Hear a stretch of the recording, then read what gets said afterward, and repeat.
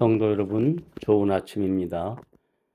오늘 우리가 함께 나눌 하나님의 말씀은 신약 성경 사도행전 7장 23절로부터 29절까지 말씀입니다. 스데반은 오늘 본문의 말씀을 통해서 모세의 중반기 삶을 묘사하고 있습니다. 모세는 애굽의 학술을 다 배워서 말과 행사에 능했던 나이 40에 자기 민족을 돌아볼 마음을 품게 되었습니다. 그는 하나님의 세밀하신 섭리에 의해서 죽음의 위협에서 건지심을 받았고, 친어머니 요게벳을 유모로 삼아서 양육을 받았기 때문에 애굽 공주의 아들이라는 신분으로 자랐으면서도 하나님의 백성이라는 자기 정체성을 잃어버리지 않을 수 있었습니다. 그리하여 그는 화려하고 풍요로운 삶을 보장받을 수 있는 자기의 신분적 특권에 안주하기보다는 경건한 어머니로부터 받은 어린 시절의 신앙으로 하나님의 백성으로서의 고난에 기꺼이 동참하고자 하였습니다. 오늘 본문 23절에 보면 모세가 나이 40이 되매 그 형제 이스라엘 자손을 돌아볼 생각이 나더니 라고 했고, 24절에는 한 사람의 원통한 일, 당함을 보고 보호하여 압제받는 자를 위하여 원수를 갚아 애굽 사람을 쳐 죽이니라고 기록되어 있습니다. 동일한 사건을 두고 히브리서 11장 24절부터 26절에서는 모세의 믿음을 다음과 같이 평가합니다.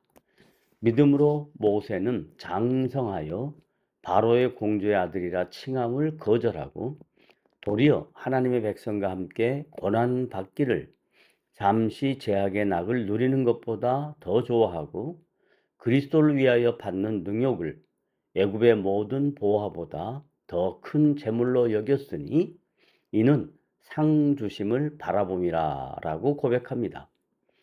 하나님의 택하심을 입고 부르심을 받은 모든 하나님의 백성들은 그분의 세밀한 보호하심 속에서 그 믿음이 자라고 성숙해 가는데, 그들의 가장 큰 특징은 보이는 세상에서의 만족을 따라 사는 것이 아니고 하나님의 영원한 약속을 바라보며 산다는 것입니다. 현실의 극한 가난 속에서 영원한 위로를 바라보는 믿음도 귀한 것이지만, 충분히 풍요로울 수 있는 인생의 자리에서도 여전히 하나님의 약속을 바라보는 귀한 신앙을 정립했다는 것은 참으로 놀라운 일이 아닐 수 없습니다.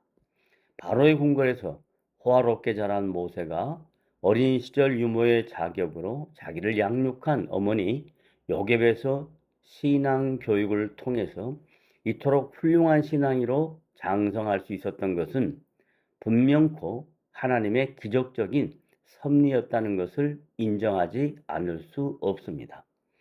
그러나 모세의 그러한 아름다운 선택과 결단이 곧바로 결실을 맺지는 못합니다.